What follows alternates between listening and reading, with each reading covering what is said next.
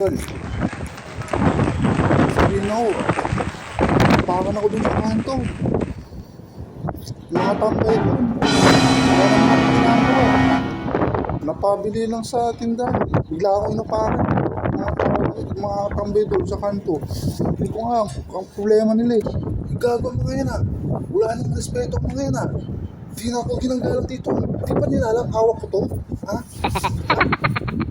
Sino mga yan? Sino? Yung nakilala mo ba? Balikan natin to. Oh my God. Ano, uncle? Yung bagong laya, yung galing Bilibid. Yung dati kabilang ng baryo. Yung nandun siya sa kanto ngayon, nag-iinuman, sinisiribit yung paglaya niya.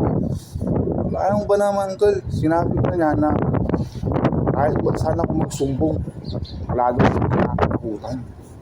Siguro kahit ito, uncle, hindi ko alam lang. Galing Bilibid. Yung dating sigat sa kabilang baryo.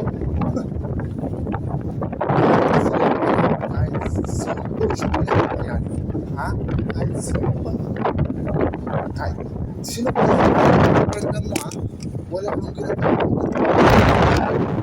Yung ginawa niya sa'yo.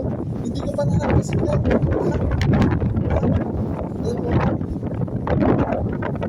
Pinagdamatan natin siya. Physical injury.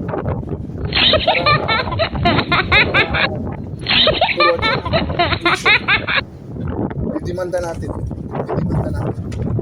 Kala ko ka, babalikan natin. Kala ko upakan nyo. Kala ko pa naman. Nagtitiwala ko. Ano to? Ba't ako sila pakangkal? Para ano, dagdag ebidensya. Para pang-medical na rin kita. Tuong-tuong na ano, physical injury ang dating. Ha? Alam mo, pupunta ka doon. Kung salong tinuluyan ka, ito, safety first ang sinasabi ko sa'yo, ha? Ganun mo ito, ha? Parang kulang. First, kala ko parang kayong siga dito. Ano, hawakin ko. Hindi siya.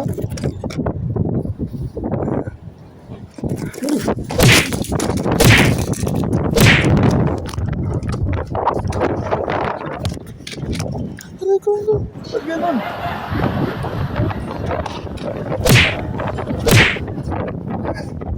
Tama yan.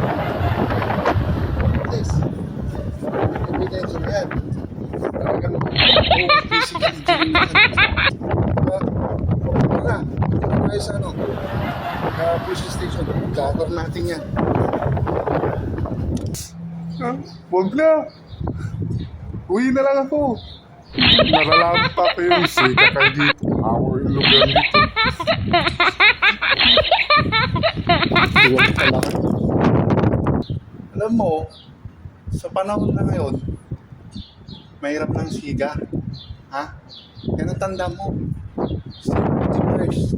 Ang sinasabi ko sa'yo. Uwi ka.